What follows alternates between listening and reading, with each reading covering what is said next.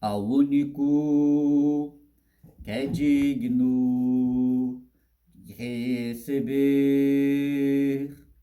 a honra e a glória, a força e o poder, ao Rei eterno e imortal, invisível, mais real, a Ele ministramos o louvor.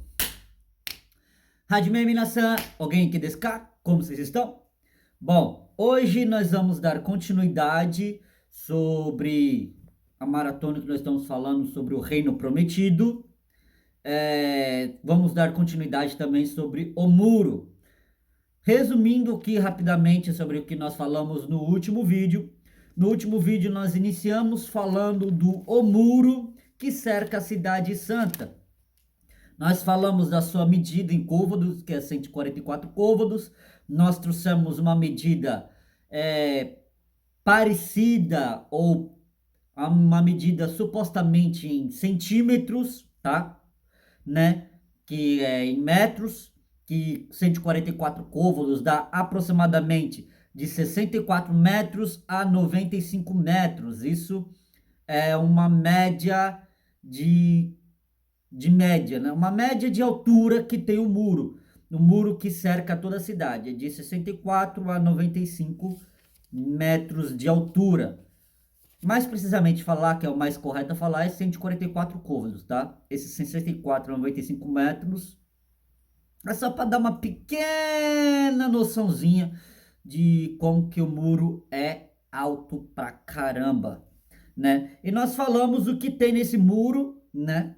O muro é todo de jaspe, nós falamos que tem nesse muro. O muro tem 12 fundamentos ou 12 pilares, né? Mas próximo está correta a tradução, é 12 pilares.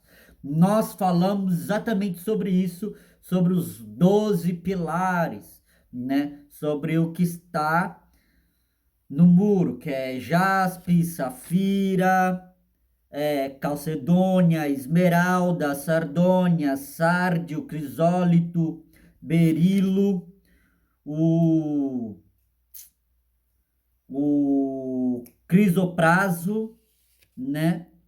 O jacinto e a ametista, que são os 12 fundamentos, que na verdade são os 12 pilares, né? Que formam o muro que está em volta da Santa Cidade, a Nova Jerusalém. Hoje nós vamos dar continuidade falando sobre o muro e nós vamos falar o que tem nesse muro. Ainda estamos falando sobre o que tem nesse muro.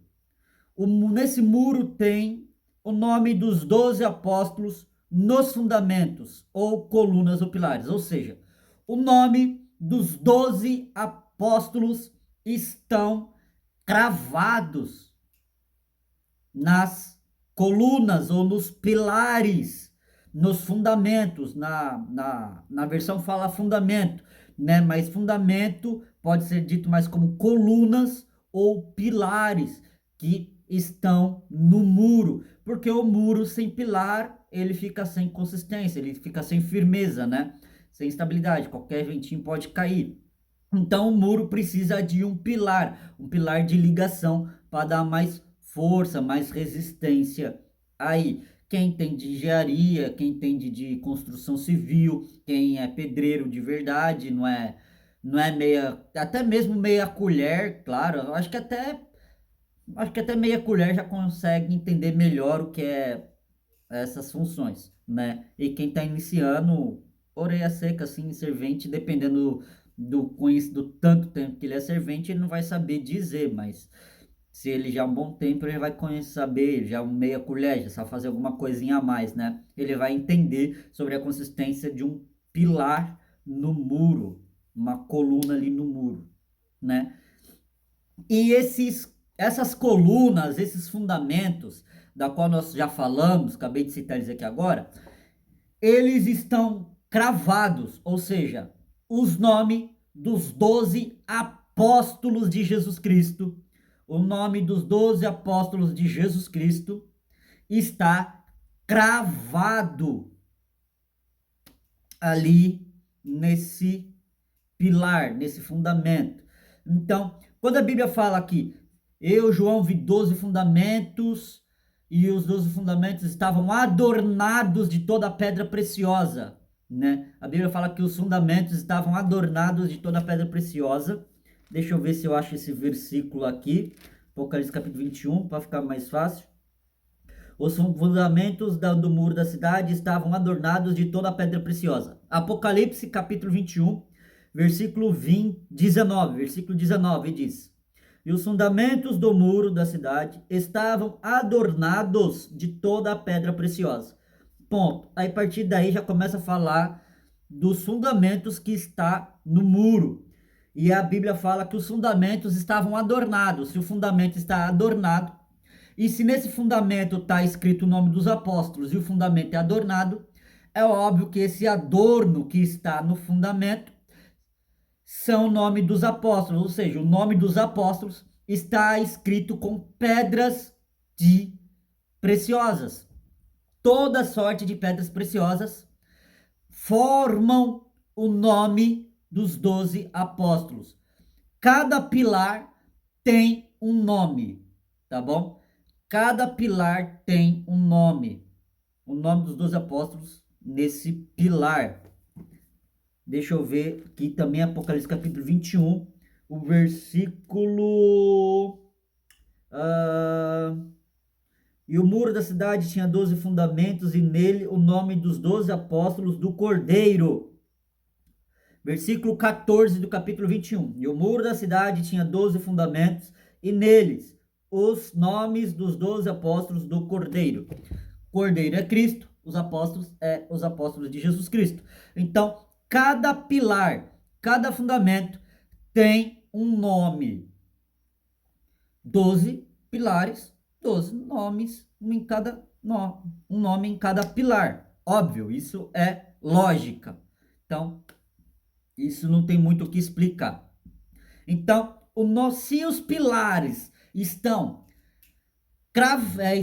adornados de toda a pedra preciosa, se os pilares estão adornados de toda a pedra preciosa, e nos pilares estão escritos os nomes dos apóstolos, significa que os nomes dos apóstolos estão escritos com pedras preciosas.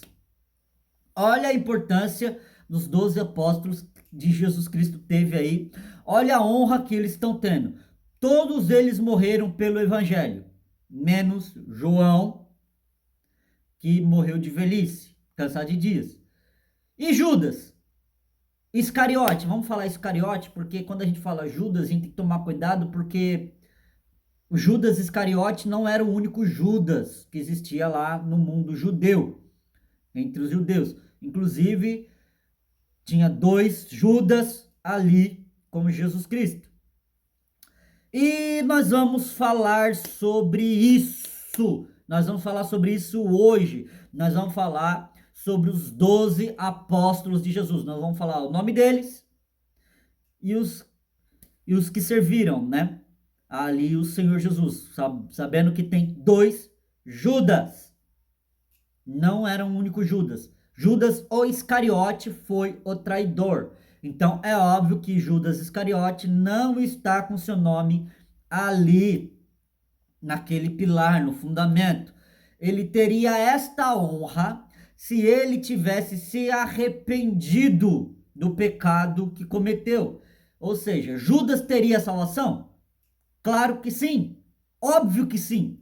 Judas poderia ter sido salvo? Óbvio. Jesus Cristo chamou o Iscariote de amigo. Se Jesus chamou Iscariote de amigo, significa que Judas Iscariote tinha perdão se ele se arrependesse. Porém, Judas Iscariote não se arrependeu. Ele sentiu remorso e por causa do remorso foi cometer o suicídio. Tentou se enforcar com uma corda, a corda arrebentou, ele caiu, se esborrachou no chão, se estrepou todo e ali morreu. Então, Judas foi homicida. Então, possivelmente, bem precisamente, o nome dele não está lá. Ele não vai entrar lá no céu. Tá, mas e se a gente chegar lá no céu e encontrar com Judas Iscariote? Aí é o mistério da salvação, irmão. Isso aí é com Deus, é com Jesus, o céu é de Deus e é Deus que escolhe quem entra lá. E Deus determinou a maneira que entra lá no céu. Para entrar no céu tem que ser mediante Jesus Cristo. Ninguém vai para o céu se não for mediante Jesus Cristo, porque o céu é de Deus. O céu é a casa de Deus, o céu é a morada de Deus e Deus determina como a pessoa vai entrar na sua casa. Não é de qualquer jeito que você chega e entra na casa de alguém. Quando você vai visitar alguém, você tem que estar de acordo com as normas daquela pessoa para você poder entrar na casa daquela pessoa. Senão é um desrespeito. E Deus não tolera desrespeito. Ele é misericordioso e paciente, mas ele não é tolerante não, tá? Ele é misericórdia e paciente. Mas quando ele entra com justiça, sai de baixo. Então hoje nós vamos falar sobre o nome dos 12 apóstolos que estão cravejados com pedras preciosas nos pilares. Os pilares estão o nome dos apóstolos, e o nome dos apóstolos são pedras cravejadas, pedras preciosíssimas cravejadas, formando o nome dos apóstolos ali naqueles pilares. Louvado seja Deus. E quais os nomes que nós veremos lá? É claro que o nome que está aqui não está em judeu, não peguei em hebraico, não está em hebraico, está em português mesmo, né? E eu vou falar ele em português, e é claro que a maioria não vai se importar. Então, primeiro, Pedro. O nome de Pedro vai estar lá. Por que Pedro? Porque Pedro foi o primeiro pastor. Pedro foi o primeiro pastor. Pedro foi o primeiro pastor, sendo ele apóstolo, ele disse, sendo eu presbítero. Então Pedro era presbítero, ele foi o primeiro pastor presidente da igreja e regidia uma igreja, ou seja, dirigia uma igreja. Então todo aquele que dirige uma igreja é presbítero. Ah, mas eu não tenho um presbítero na carteirinha. Não importa, você, mesmo não sendo um presbítero de carteirinha, você é presbítero. Ah, mas ninguém me honra como presbítero, só me honra como diácono. Eu sou diácono, dirigente, mas ninguém me honra como presbítero. Irmão, não deixa o poder subir para tua cabeça, não. Tá bom? Não deixa o poder subir para tua cabeça, não. Não fica se achando demais, tá bom? Não fica se achando, não. Você não é a última bolacha do pacote. Não fica se achando, não, tá bom? Deus abençoe. Vamos lá. Segundo, Tiago. Pedro, ele escreveu, voltando para Pedro, ele escreveu uma carta, né? Ele escreveu duas cartas, na verdade. Primeira Pedro e segunda Pedro, foi ele o primeiro pastor da igreja, né? O homem que negou Jesus 3 vezes e Jesus o restituiu um mesmo cenário 3 vezes. Tiago andou com Jesus, ele escreveu a epístola universal, que carrega o seu nome.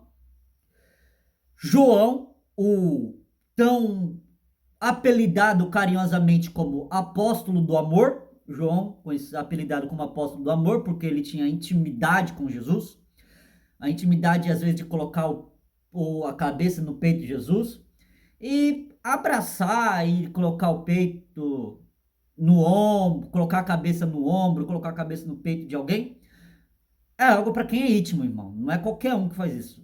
Às vezes é um aperto de mão, às vezes é um abraço, mas pegar, abraçar, deitar a cabeça no ombro, deitar a cabeça no peito, não é para qualquer pessoa. É uma pessoa que tem muita intimidade. Então, ele era muito amigo de Jesus e tinha uma intimidade muito grande de Jesus. E é isso que falta às vezes para nós. Jesus está querendo que nós tenhamos intimidade. Ele é Deus, mas ele quer ter intimidade conosco. Nós devemos ter respeito por ele, mas muitas das vezes a gente tem tanto respeito que a gente deixa de ser íntimo. A gente acha que sendo íntimo dele a gente vai estar desrespeitando. Não, a gente tem que ter temor e respeitar ele, mas também devemos ser íntimos dele, porque a falta de intimidade pode ser considerada uma falta de desrespeito, porque ele quer intimidade, ele quer se relacionar. Só que é você que tem que dar o primeiro passo para se relacionar intimamente com o Senhor Jesus. É você que puxa a conversa. Porque o que Jesus tinha que fazer por você, ele já fez. Agora é você que tem que fazer por ele. Se tornar amigo dele. Ele quer ser seu amigo. Agora depende de você querer ser amigo dele e ter uma relação com ele de amizade. Falta muito isso para muitas pessoas terem intimidade com Jesus na oração, no jejum, na leitura da Bíblia, porque muitas das vezes nós temos muita intimidade com o celular, nós temos muita intimidade com a televisão. É muito fácil você pegar uma série da Netflix e maratonar. Uma série de 8 episódios de 1 hora, dá para você maratonar em um dia tranquilo. Poxa, para mim é moleza. Eu posso falar. Para mim é moleza. Pegar um seriado e assistir aí em um dia. Pô, quando lançou aquele seriado lá da Netflix, muito famoso, da Batatinha Frita 1, 2, 3, Round 6. Poxa, eu assisti aquela série 2 vezes. Três vezes. Eu assisti, maratonei uma vez sozinho, maratonei uma vez com a minha sobrinha e maratonei uma vez assistindo em japonês, na língua japonesa, para me trabalhar a minha audição. Maratonei 3 vezes em um dia. Aí em japonês acho que eu fui em 2, 3 dias. Mas sozinho com minha sobrinha foi em um dia. A última vez que eu maratonei uma série da Netflix foi a série que lançou do One Piece. Estourou e ficou estourado aí nas redes sociais. One Piece, a série da Netflix, ficou muito famosa. Eu assisti, maratonei também um dia. É muito fácil fazer isso. O difícil é maratonar isso aqui, irmão. Ainda mais se você odeia ler. Se você é que nem eu, que não gosta de ler, se você é que nem eu, que não gosta de leitura, meu irmão, você tá ferrado. Eu só leio a Bíblia porque a Bíblia é a palavra de Deus. Eu não vou mentir, eu só leio a Bíblia porque a Bíblia é a palavra de Deus. Eu não gosto de ler, não gosto de leitura. Leitura para mim é a coisa mais chata do mundo. Mas eu preciso ler. A palavra de Deus não está em áudio, a palavra de Deus está escrita. A palavra de Deus está escrito, não está em áudio, não está em vídeo, está em letras. Eu preciso ler o que está escrito aqui, para o Espírito Santo falar comigo, para Deus falar comigo. Você não precisa esperar um profeta para Deus falar com você, você pode ler a Bíblia e Deus vai falar contigo, basta ler a Bíblia. E eu não gosto de ler, mas eu leio a Bíblia, eu me esforço para ler a Bíblia. Então, se esforce também para ler a Bíblia, mesmo que seja chato a leitura. Não se preocupe. Ore e vá ler juntamente com o Espírito Santo. O Espírito Santo vai te dar graça e vai te orientar e você vai pegar gosto para a leitura. Você pode não ter gosto por livro nenhum, mas se você ter gosto pela Bíblia, meu irmão, você tá bonito. Então, João, ele tinha intimidade com Deus, é o que falta para nós. João, ele escreveu o Evangelho de João. Ele escreveu 3 cartas, primeira epístola, segunda epístola, terceira epístola. E também escreveu o livro das Revelações, mais conhecido como Apocalipse, tá bom? Nós não vamos entrar muito no ápice do Apocalipse, senão o vídeo vai ficar muito longo e eu pretendo terminar hoje ainda. Não quero fazer uma terceira parte. Na segunda parte pretendo encerrar hoje. Quarto discípulo, André. André era um dos discípulos de Jesus. Quinto discípulo, Felipe. O nome Felipe vai ser um dos nomes que estará cravejado ali naquele pilar que cerca o muro da Cidade Santa. O sexto nome é Mateus. Mateus, para quem não sabe, ele escreveu o Evangelho de Mateus, inclusive é o primeiro livro do Novo Testamento, o Evangelho de Mateus. Tomé é um dos discípulos de Jesus. Tomé foi o discípulo que mais teve dificuldade em acreditar na ressurreição de Jesus, quando Jesus ressuscitou. Ele foi o que mais teve dificuldade em acreditar, ao ponto de que ele teve que meter o dedão lá na ferida de Jesus. Tava a palma de Jesus lá, com um buraco do prego, e ele teve que meter o dedão lá no buraco do prego lá, da mão de Jesus.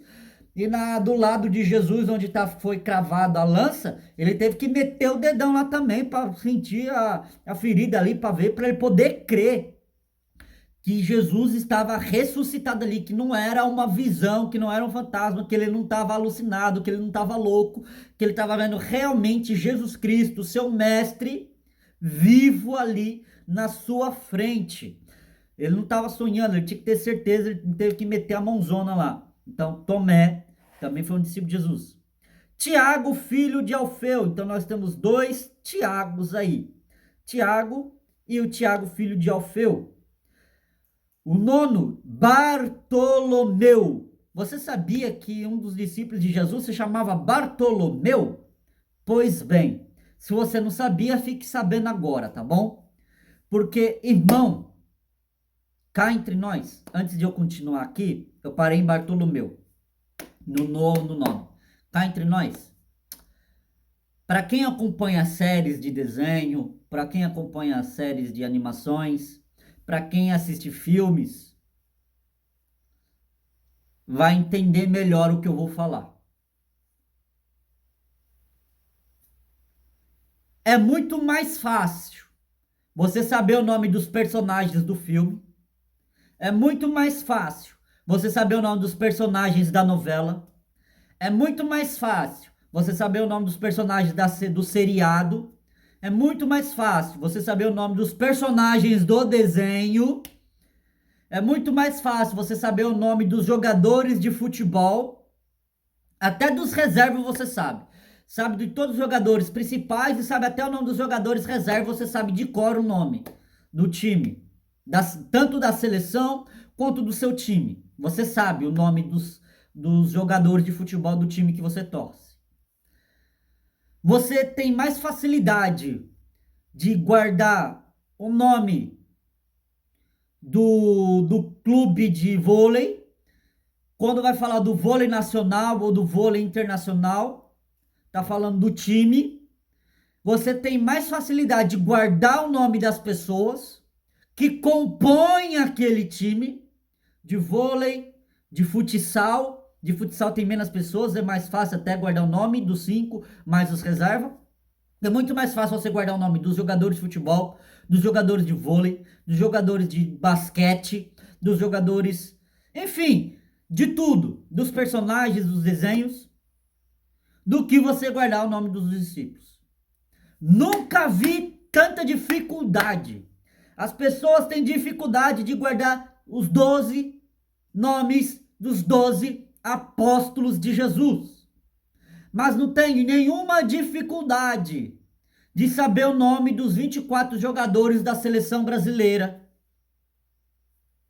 Não tem nenhuma dificuldade de saber o nome dos 24 jogadores do time de futebol.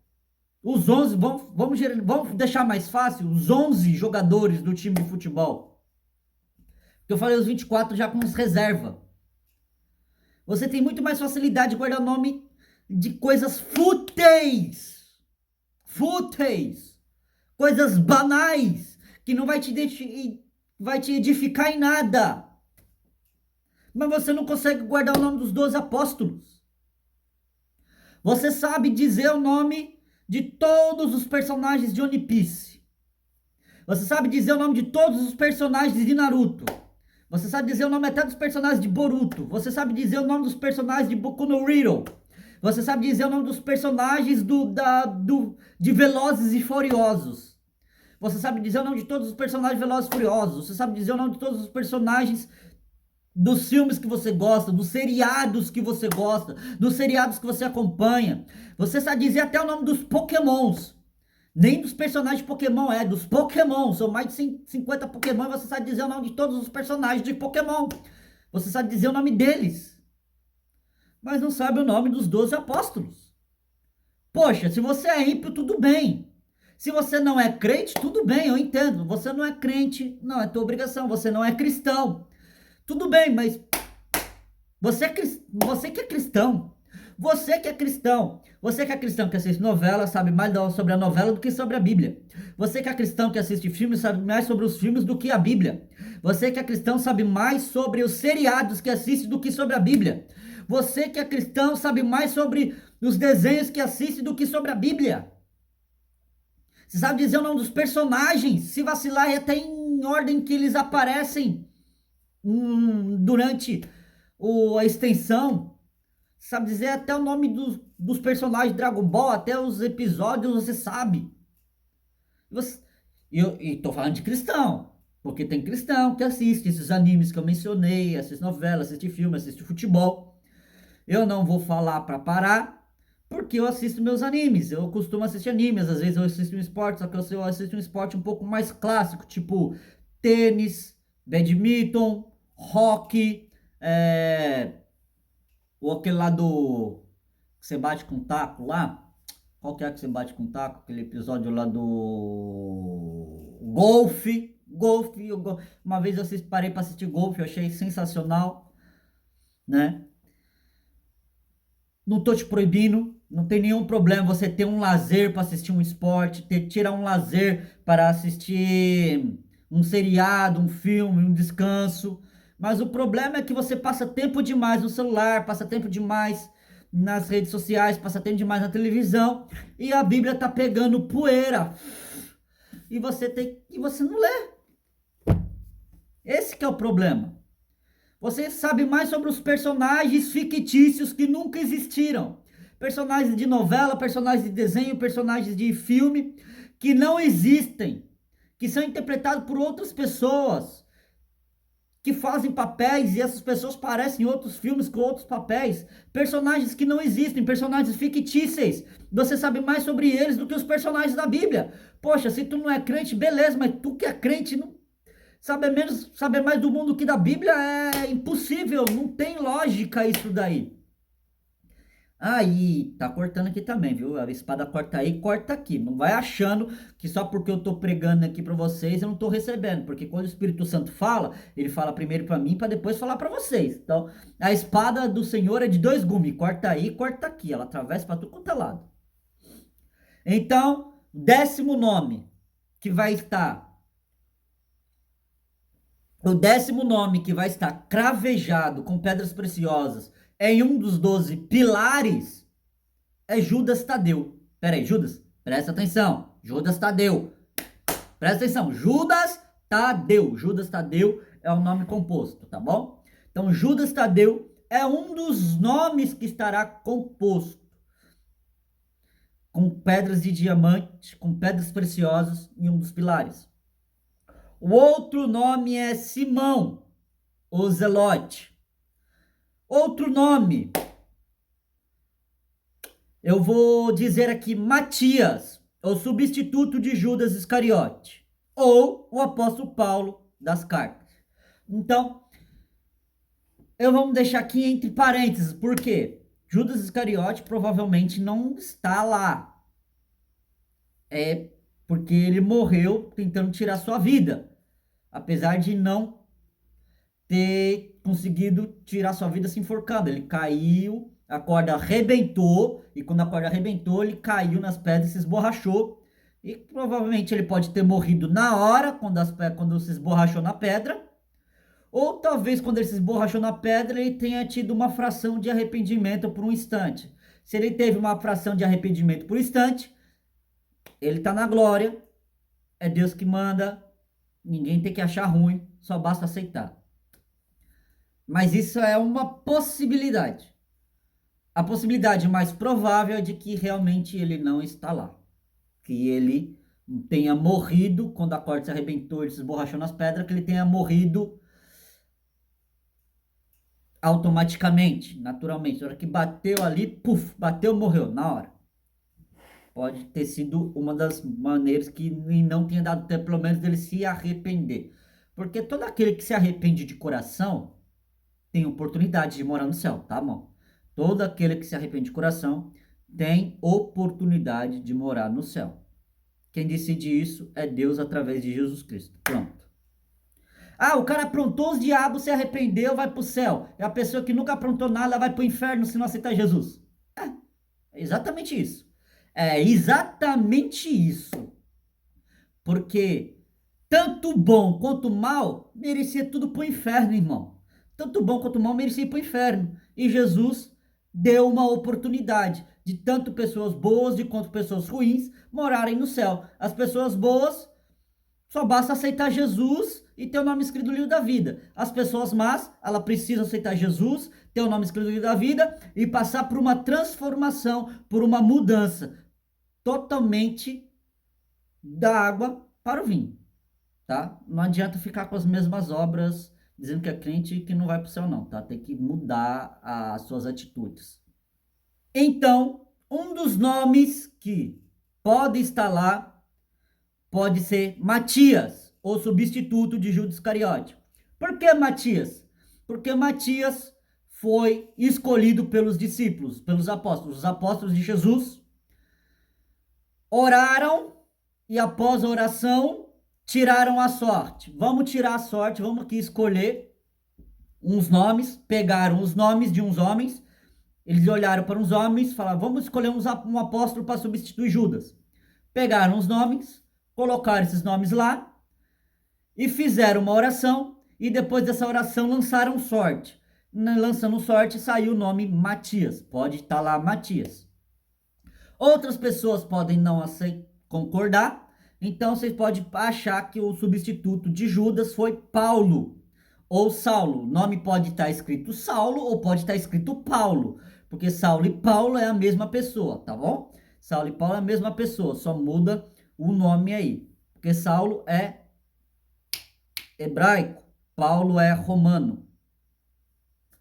Então, o apóstolo Paulo, aquele que escreveu as cartas, inclusive ele escreveu as cartas de Romanos, ele escreveu Romanos, escreveu Primeira e Segunda Coríntios, ele escreveu Gálatas, ele escreveu Efésios, ele escreveu Filipenses, ele escreveu Colossenses, ele escreveu Primeira e Segunda Tessalonicenses, ele escreveu Primeira e Segunda Timóteo, ele escreveu Tito, ele escreveu Filemon e parou por aí.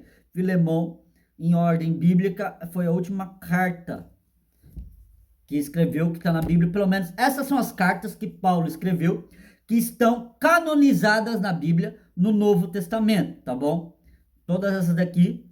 Ele pode ter escrito outras cartas? Pode ter escrito todas as cartas, porém não está canonizada aqui, fundamentado. Até porque o que está aqui na Bíblia, irmão, já é mais do que o suficiente para ser salvo, tá? Não me venha com essa, mas antigamente a Bíblia tinha 70 capítulos, ou 70 livros, agora só tem 66, foi tirado 4 livros da Bíblia Sagrada. Irmão, o que está aqui, os 66 capítulos, é mais do, ou melhor, os 66 livros, os 66 livros que está aqui, é muito mais do que o suficiente para você ser salvo, tá? É muito mais do que o suficiente. Não precisa de muito, não. Para você ser salvo em Cristo Jesus, o que está aqui nos 66 livros é mais do que o suficiente. Até porque um livro que eu acredito, crença minha, que poderia estar na Bíblia canonizado é o Didaquê. É o único livro apócrifo que, para mim, o Didaquê poderia estar na Bíblia. Por quê? O Didaquê, esse documento, esse livro, eu tive o prazer de ler ele. Foi, eu acho que o único livro apócrifo que eu fiz questão de ler. E quando eu li, é sensacional. O livro Didaquê quer dizer doutrina dos apóstolos. Então, o que está nesse Didaquê? A doutrina dos apóstolos. Não tem uma passagem na Bíblia que diz: ficais firmes nas doutrinas dos apóstolos. O Didaquê é essa doutrina dos apóstolos. Inclusive lá na doutrina dos apóstolos, no Didaquê, ensina a maneira correta de fazer um batismo. Ensina como batizar, ensina como identificar um falso profeta. Você ensina, o Didaquê ensina como identificar um profeta de verdade e um falso profeta. Irmão, esses falsos profetas que ficam subindo no púlpito nos dias de hoje, não ia ter nenhum, porque o Didaquê já revela quem é os falsos profetas. O Didaquê já revela quem é falso profeta e quem não é. Tá lá como identificar um falso profeta. É só ler. Inclusive o Didaquê, eu acredito que ele deveria ficar entre Hebreus e Tiago. Entre o livro de Hebreus e o livro de Tiago, o Didaquê devia estar canonizado ali. Futuramente isso é possível, tá bom? Futuramente isso é possível? É possível. Porque precisa do consentimento. Primeiro, do Espírito Santo. E tendo o consentimento do Espírito Santo, É só juntar as Assembleias de Deus Internacional, toda o povo, a Assembleia, toda a igreja evangélica, não só as Assembleias de Deus, mas também a igreja presbiteriana, a igreja batista, as adventistas, a Cristã do Brasil, toda a igreja que utiliza esse documento aqui como meio de fé. Os únicos que ia votar contra seriam os católicos, porque os católicos fazem um batismo totalmente diferente de como é recomendado pelo Didaquê, que é o batismo por aspersão, mergulho. Você afunda a pessoa lá e mergulha. Ele ensina como batizar, que é ou na água fria ou em água quente. Não pode ser em água morta, tem que ser água fria ou em água quente. E tem que ser em um rio, pode ser numa praia, pode ser num rio, tem que ser numa água e mergulhar a pessoa na água e tirar, mergulhar a pessoa e tirar do mergulho. Esta é a maneira que está no documento de Daquê. No entanto, se não houver um rio, um riacho, uma praia ou até mesmo uma piscina, o Didaquê ensina como efetuar um batismo. E não é por balde, não, colocando a cabeça no balde e saindo. Isso daí tá totalmente fora, até do Didaquê. Como que faz? Você pega uma caneca, uma cambuquia, pode ser um balde, né? E derrama 3 vezes na cabeça da pessoa. Lá no Didaquê tá falando um tipo de um balde, uma cambuquinha, um baldezinho pequeno.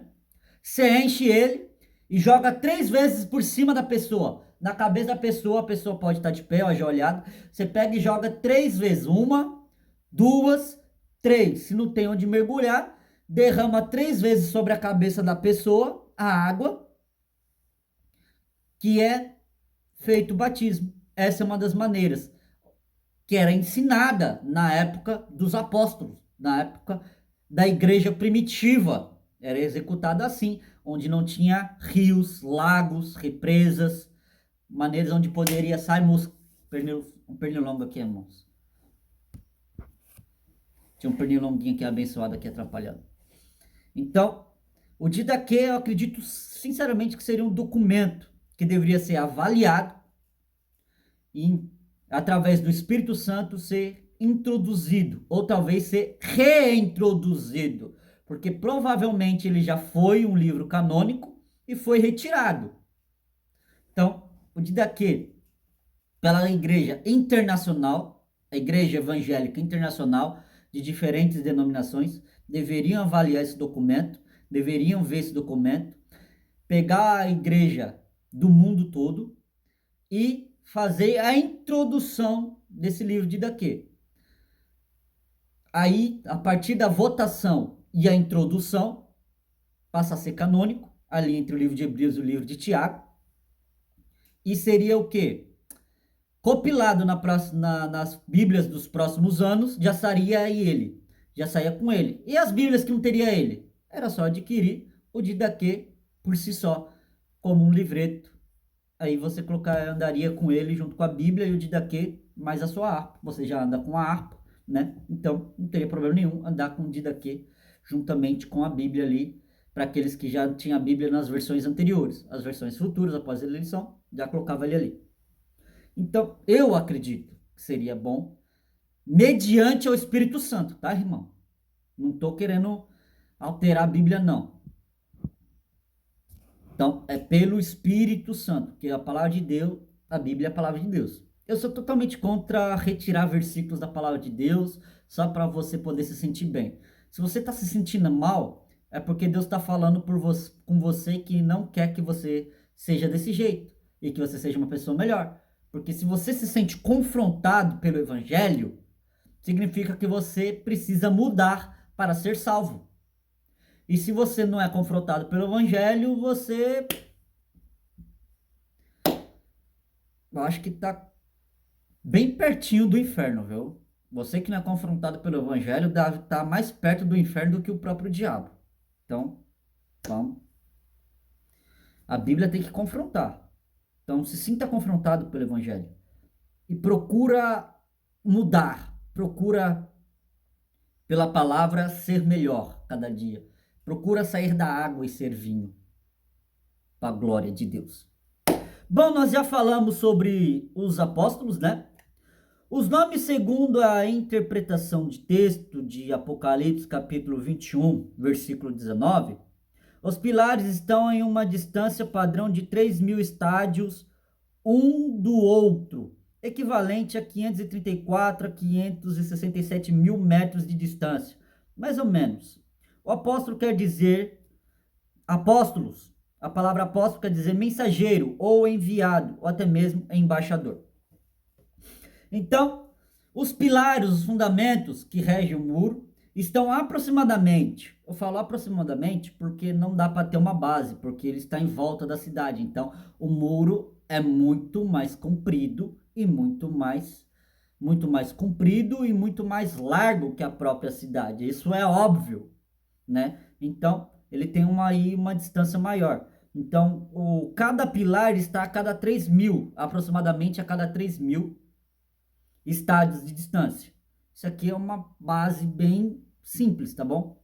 Porque não adianta você colocar vários fundamentos tudo junto e o resto do muro tá sem fundamento. Isso é burrice, né? Então, mesmo até para quem não entende de construção civil, sabe que cada muro tem que ter, cada pilar tem que ter uma distância coerente, né? De 10 em 10 metros, de 5 em 5 metros, para poder fazer um muro aí. O que quer dizer apóstolo?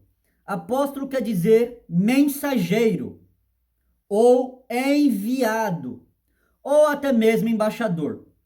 Irmãos, cá entre nós, todos nós somos apóstolos. Nós não somos consagrados a apóstolos, mas biblicamente falando, todos nós somos apóstolos. Porque o que é apóstolo? Apóstolo é mensageiro. Se você prega a palavra do evangelho, você é apóstolo. Você não precisa ter uma credencial dizendo que é apóstolo. Ninguém precisa chegar e chamar você de apóstolo. Porque as pessoas, quando pensam em apóstolo, já enchem até a boca. Apóstolos. Chega até a babar aqui.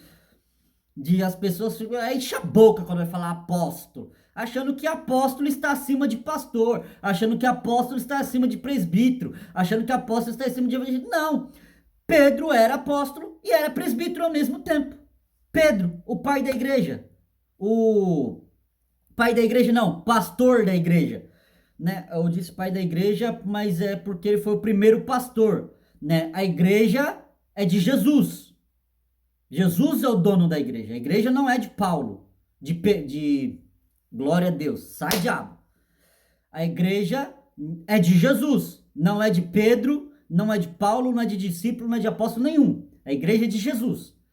O apóstolo Pedro simplesmente foi usado por Jesus como seu sucessor para ser o primeiro pastor presidente. Tá bom? Então, se você é mensageiro, você é um apóstolo. E Pedro era apóstolo e era presbítero, era dirigente de igreja. Apóstolo. Apóstolo é aquele que é mensageiro, aquele que entrega a mensagem do Senhor. Apóstolo. Enviado. Se você for enviado, você é apóstolo. Você envia um missionário para um campo, você envia pastor para um campo, você envia presbítero para um campo, você envia um diácono para um campo, você está enviando alguém. Se a pessoa é enviada, ele é um apóstolo. Porque quer dizer enviado. Não precisa ter a credencial, não precisa ser chamado. Porque às vezes as pessoas que querem ser chamadas de apóstolo só querem, aumentar o seu ego. Só querem se engrandecer. Só querem se sentir grandes. Não, irmão, grande é só Jesus, você tem que ser pequeno. Se você não quer ser pequeno, você está fora do evangelho e vai para o inferno. Pronto, acabou. Desse jeito. Até mesmo embaixador. Apóstolo quer dizer também embaixador. O que é um embaixador? Eu deveria ter pesquisado mais a fundo sobre o que é um embaixador, mas eu não pesquisei. Infelizmente. Vou dizer mais ou menos o que é um embaixador. Embaixador é aquele que é de um país e vai até outro país. Que ele é de uma nação e vai até outra nação. Por exemplo, o embaixador dos Estados Unidos. O embaixador dos Estados Unidos, ele é americano. Ele pertence aos Estados Unidos, mas ele pode vir para o Brasil para fazer uma convenção, para conversar, uma reunião com os presidentes, com os governantes do Brasil, para resolver certos pontos. O embaixador dos Estados Unidos pode ir para a Alemanha, o embaixador da Alemanha pode ir para a África, o embaixador da Alemanha pode ir para o Japão, o embaixador do Japão pode ir para a França, o embaixador da França pode ir para a Itália. Então ele é residente de um país e é enviado para aquele país para uma reunião, para uma comunicação, para uma convenção, para falar sobre algo naquela reunião. Então nós somos embaixadores, nós não somos. E muitas das vezes, o embaixador ele tem dupla cidadania, ele pertence a dois países, muitas das vezes. Então o embaixador é aquela pessoa que não pertence àquele país, que não pertence àquela terra, mas ele está naquela terra, ele está naquele país, falando sobre os interesses do seu país. Quando o embaixador dos Estados Unidos vem para o Brasil, ele vai falar dos interesses dos Estados Unidos para o Brasil.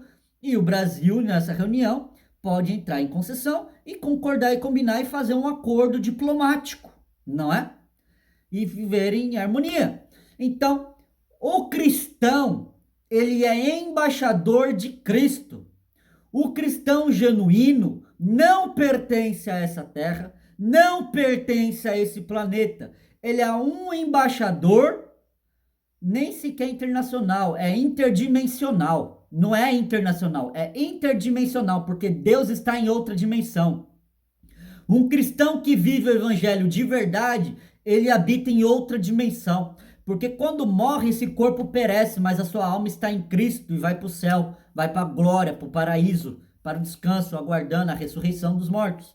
Então, ele é um embaixador interdimensional, ele é de outra dimensão. Ele entrega a mensagem de quem? De Deus. Ele entrega a mensagem de quem? De Cristo. Ele entrega a mensagem de quem? Do Espírito Santo. E qual é a mensagem de Deus? Arrependa-se porque é chegado o reino de Deus. Arrependa-se porque o fim de todas as coisas vem. Arrependa-se para que tenha o nome escrito no livro da vida e entrar no céu. Porque se não tiver arrependimento, vai para o inferno. Essa é a mensagem de Deus.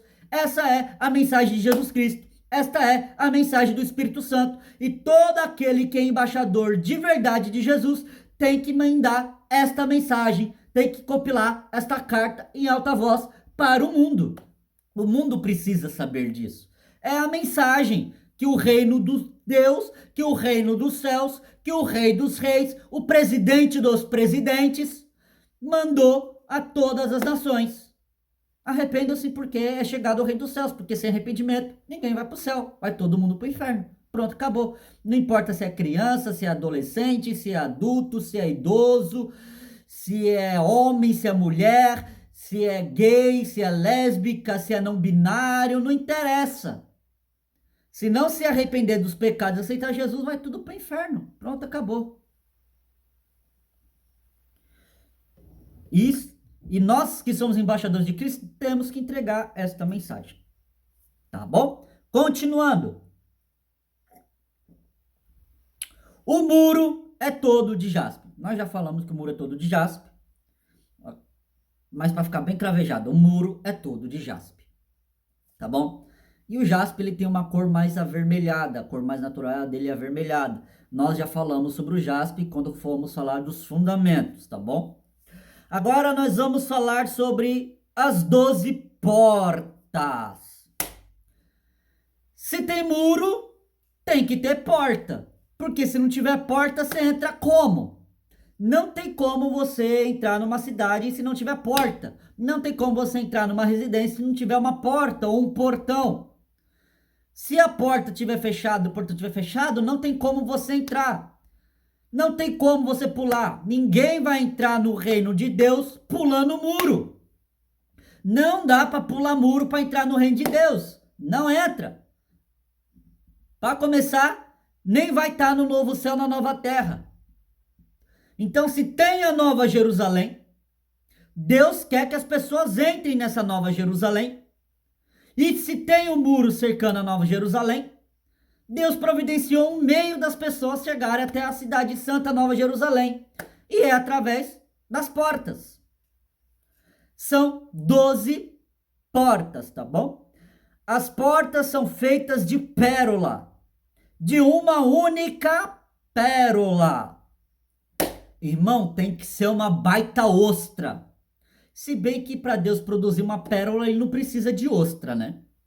Deus não precisa de ostra para fazer uma pérola. Nós vamos falar um pouquinho sobre a pérola agora. Glória a Deus. A pérola é um material orgânico. Veja bem, a pérola é um material orgânico e geralmente esférico. Geralmente, guarda bem essa palavra, geralmente esférico. Produzido por alguns moluscos como ostras e mexilhões.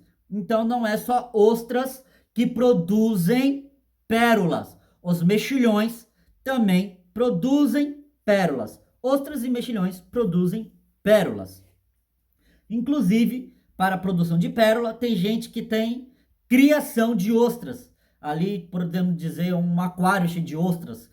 Eles injetam ali algumas substâncias dentro da ostra para a ostra criar ali a pérola e eles venderem aquela pérola ali. Tanto de água salgada como também de água doce. Irmão, uma coisa que eu não sabia até pesquisar isso aqui. Eu não sabia que existia ostra de água doce. Para mim, ostra é só de água salgada, mas existe a ostra de água doce. Então, tanto ostra de água doce quanto ostra de água salgada produzem pérolas, fazem as suas pérolas. A produção das pérolas é devida a uma reação a corpo estranho. Acabei de mencionar isso. Então, a produção das pérolas é devido a uma reação de corpo estranho que invade o organismo, como vermes e grãos de areia. Ou seja, quando alguns vermes ou grãos de areia entram dentro da ostra, a ostra ela começa a produzir a pérola como mecanismo de defesa, né? Ela faz isso como mecanismo de defesa por causa daquele corpo estranho. O nosso corpo, quando ele tem um corpo estranho, ele identifica e expele. A ostra, quando tem um corpo estranho, ela identifica e forma uma pérola. A pérola é envolvida naturalmente em nácar. Nácar. A pérola é envolvida naturalmente em nácar. O que é nácar? Nácar é uma substância dura rica em cálcio. Então, é uma substância dura rica em cálcio. Esse é o nácar. A pérola envolvida naturalmente em nácar é bicarbonato de cálcio. Então, não é só o nácar. Também tem bicarbonato de cálcio, que é usado pelas ostras e mexilhões para a produção de pérolas. As cores podem variar como rosa, branca, vermelha e azul. Essas cores se devem às detritos, proteínas ou cor interna da concha. Então, dependendo da cor interna da concha, da ostra do mexilhão, e de diversos detritos ali dentro da concha, as pérolas podem ter cores diferentes, como rosa, branca, vermelha e azul. A pérola mais rara que existe é a pérola negra. E não estou falando pérola negra do navio Piratas do Caribe, não, tá? Porque às vezes umas pessoas estão tão fixadas em um nome, quando fala, já bate um negócio aqui na mente, opa! Serve como referência, mas não é referência ao filme Piratas do Caribe, não. Não é o navio do filme Piratas do Caribe. É a pérola negra mesmo. A pérola, ela é preta. Uma ostra tem a capacidade de formar uma pérola totalmente preta, da cor preta. E essa é uma das cores mais raras do mundo na natureza. É mais fácil uma rosa, uma branca, um vermelho e uma azul do que aparecer uma negra, uma pérola preta. As irregulares não têm muito valor comercial, mas algumas em forma de gota, lágrima ou cone são usadas em algumas joias. Ou seja, nem todas as pérolas são arredondadas perfeitamente. Quando uma pessoa pensa em uma pérola, ela pensa nela em um formato redondo, perfeito, uma bola perfeita, um círculo perfeito. Quando pensa em uma pérola, ela pensa em um círculo perfeito. Só que nem todas as pérolas são um círculo perfeito. Muitas das pérolas são irregulares e elas não têm muito valor comercial. As arredondadas têm muito mais valor comercial. Porém, as que têm forma de gota ou de lágrima ou até mesmo de cone são usadas em algumas joias. Eles pegam essas pérolas em forma de gota, lágrima e cone e colocam em pingentes, anéis, correntes, pulseiras, né? E tem essas maneiras de fazer. Então, para encerrarmos, nós vamos mencionar agora sobre o nome das 12 tribos de Israel sobre as portas. Então, as portas é feito de uma pérola só, é uma única pérola, tá bom? As portas são feitas de pérola. Deus não precisa de uma ostra para fazer pérola, ele pode fazer tranquilamente. Imagine, irmão, é uma baita pérola, irmão.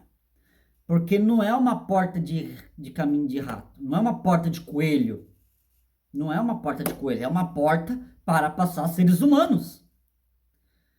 Se o muro é gigantesco, se o muro é colossal de 70 metros de altura, 90 metros de altura, você acha mesmo que a porta vai ser estreitinha? Irmão, a porta é estreita para entrar no céu. A porta é estreita para entrar na vida eterna. Depois que tá na vida eterna, irmão, tá tranquilo. Vai ser uma baita porta com uma baita pérola, irmão. Eu tô doido pra ver isso aí, irmão. É maravilha demais, irmão.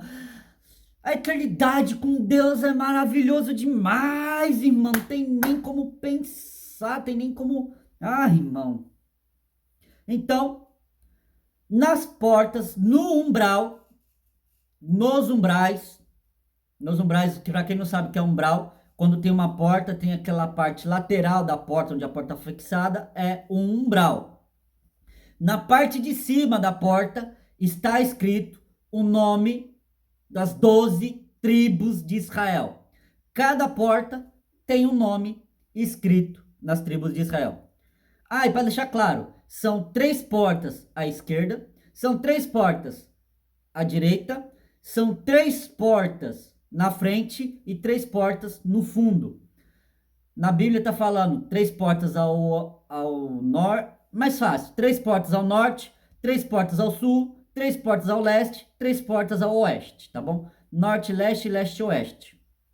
Na Bíblia fala poente e ocidente.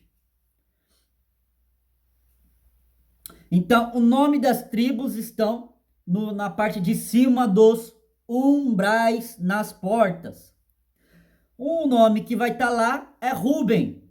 Nós vamos falar sobre as 12 tribos agora. A tribo de Ruben. Ruben quer dizer eis um filho. Quando nasceu o primeiro filho de Jacó, também Israel, um dos nomes dele foi Ruben. O segundo nome da tribo é Simeão. Ruben, Simeão é a outra tribo, que vai estar lá o nome das 12 tribos de Israel. Vai estar lá Levi, que é uma das 12 tribos. Simeão quer dizer ouvindo. Levi quer dizer unido. O outro nome que vai estar lá é Judá. Judá, todo mundo já sabe, o leão da tribo de Judá, que é a linhagem de Jesus Cristo. Jesus Cristo teve a linhagem da tribo de Judá. Judá quer dizer louvor, adoração. Talvez seja por isso que Davi tinha um talento surreal com a harpa, ao ponto de ele tocar a sua harpa e os demônios meter o pé, fugir, os demônios serem expulsos com o toque das cordas da harpa que Davi tocava para Saul. Que Judá quer dizer louvor. Então, o leão da tribo de Judá, o leão da tribo do louvor, o leão da tribo daqueles que adoram ao Senhor. Oh, glória! Quinto, Issacar. Uma das tribos é Issacar. Issacar quer dizer recompensa. Um sexto nome que vai estar lá é da tribo de Zebulon, que quer dizer morada. A sétima tribo é da tribo de Dan, que quer dizer juiz. A oitava tribo é a tribo Naphtali. Naphtali quer dizer lutando. Então nós devemos estar lutando dia após dia para entrar no céu, porque a Bíblia diz que o céu é tomado à força e aquele que vencer. A Bíblia sempre diz: aquele que vencer, aquele que vencer, aquele que vencer. Não basta ser crente, tem que vencer também. É uma corrida até a eternidade, vai ter que lutar, é luta após luta, diária após diária, uma atrás da outra sem parar. Paz que nós vamos ter, irmão, só quando chegar na glória. Aqui na terra não vai ter paz não, foi mal aí, mas a verdade é essa. Nona tribo, tribo de Gade. Gade quer dizer fortuna. Décima tribo, tribo de Aser. Aser quer dizer feliz. 11ª tribo, tribo de José. Quem não sabe quem é José? José que foi traído pelos seus irmãos, José que foi vendido por 30 moedas de prata, José que foi escravo no Egito, José que foi assediado sexualmente pela tua senhora, pela a mulher do teu senhor, e ele não aceitou esse assédio sexual e saiu correndo, mas ele saiu correndo seminu porque as vestes de José ficaram na mão daquela mulher, e ela usou esse pretexto para difamá-lo, e ele sendo difamado, ele foi preso. Irmão, você já pensou que se José tivesse aceito se deitar com ela, ele nunca teria sido governador do Egito? O sonho que ele teve nunca teria se cumprido? Se ele deita com a mulher do teu senhor, com a mulher de Potifar, ele não ia ser preso. Ele não ia ser preso. Ele foi preso porque ele não dormiu. Porque se ele tivesse dormido, ninguém ia saber, ninguém ia contar, ninguém ia ficar sabendo disso. Mas ele preferiu não fazer no oculto uma ofensa a Deus. E quantas das vezes nós, irmãos, no oculto ofendemos Deus? Nós, vamos generalizar, nós mesmos, nós, eu, tu e eu, quantas vezes nós ofendemos Deus no oculto, fazendo coisas que não é para nós fazermos, que entristece o Espírito Santo. Às vezes a chuva que cai, podemos imaginar que são as lágrimas de Deus chorando, porque nós pecamos, porque nós o ofendemos e afastamos dele e fugimos da presença dele. Muitas das vezes, mano, nós ofendemos Deus. Só que quem quer pecar, não está preocupado se Deus está vendo ou não está vendo. Porque ladrão que quer roubar, ele não está preocupado se ele está sendo observado. Ele vai lá, rouba e vai embora. Então, quando a pessoa quer pecar, ela não importa se Deus está vendo ou não. Ela não se importa com isso. Ela simplesmente vai e peca. As consequências vêm. Pode se arrepender? Pode. Pode acontecer o que aconteceu com Saul. Não ter arrependimento. Ser recusado por Deus. Mas pela graça de Jesus Cristo, pode ser que tenha misericórdia como Davi. Só que a espada do Senhor, o juiz de Deus, sempre estará sobre a sua cabeça. Então, José, o governador do Egito, aquele que interpretou o sonho de Faraó e foi dado como governador, a tribo de José vai estar lá. E a 11ª tribo, a tribo de Benjamim, o filho caçula de Israel, ou filho caçula de Jacó, o filho mais novo, Benjamim. José quer dizer aquele que acrescenta. E Benjamim quer dizer filho da minha mão direita. Filho da minha mão direita.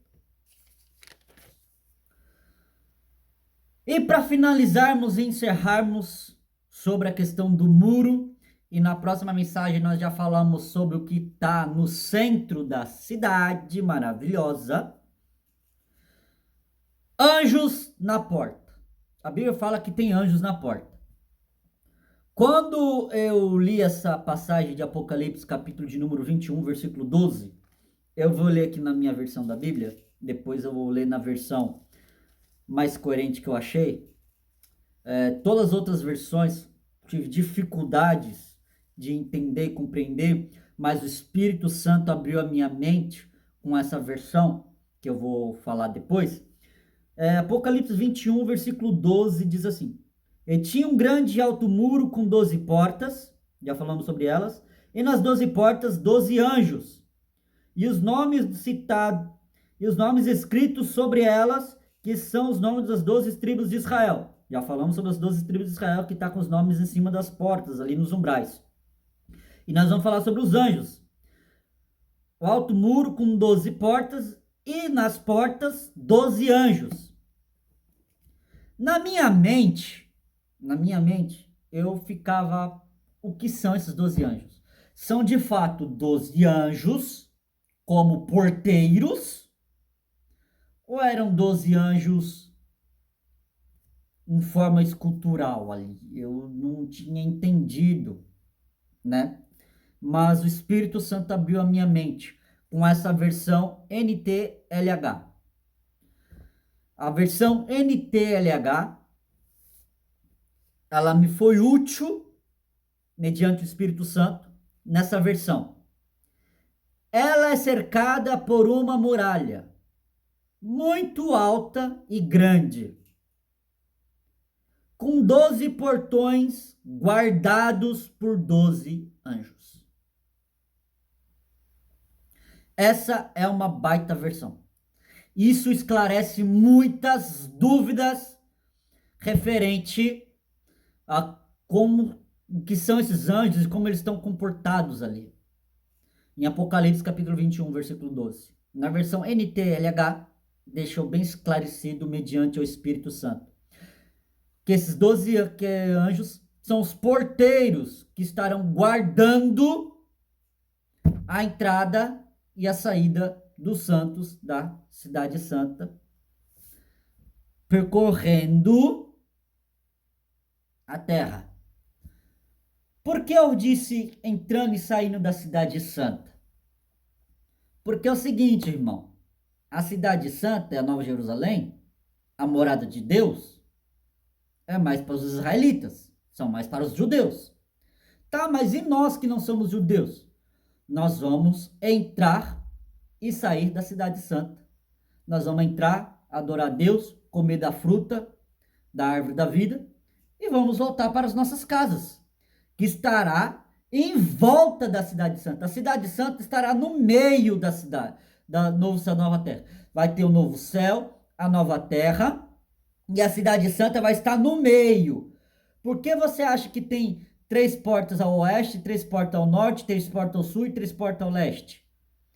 São o muro, a cidade que é cercada por muro e tem 12 e 3 portas em cada parte do muro, em cada lado do muro. Por que você acha isso? Porque as nações irão até Deus, adorar a Deus, exaltar a Deus e sairão de volta para suas casas.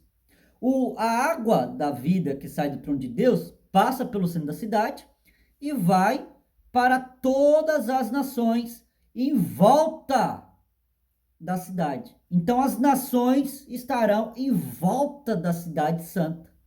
Todos nós estaremos em volta da cidade santa. Nós aí poderemos entrar e sair sem problemas.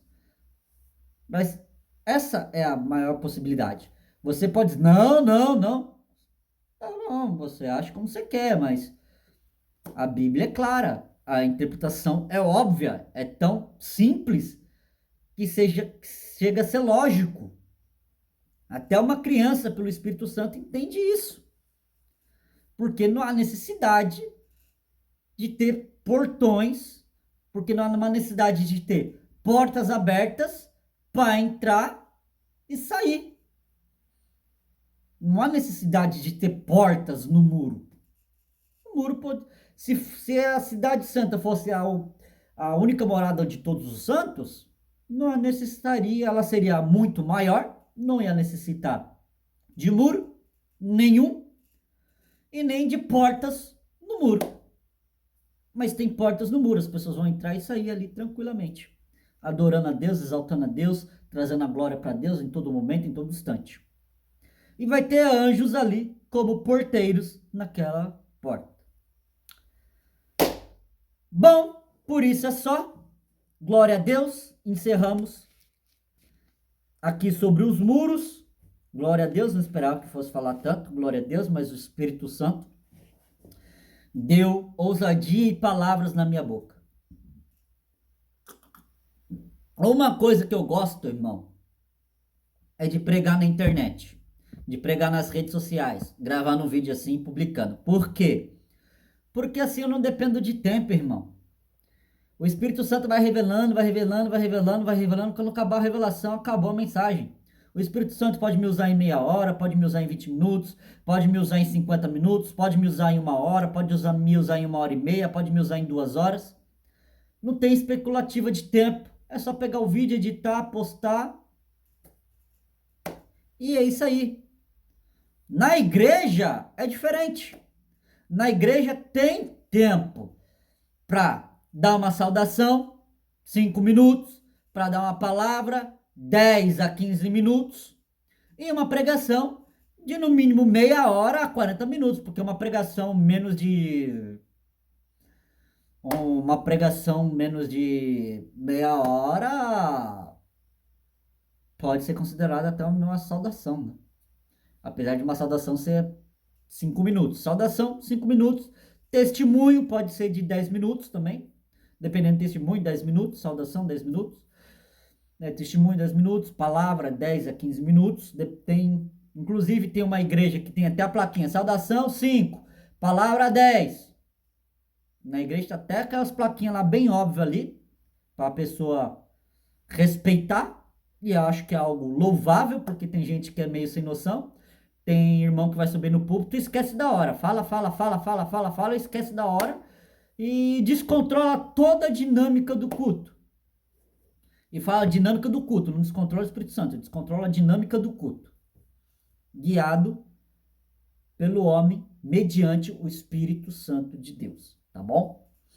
Então, há tempo. Na igreja tem tempo e devemos obedecer o tempo. Na rede social não tem tempo, então você fala à vontade aí, a pessoa ouve para a glória de Deus. Encerramos aqui sobre o muro.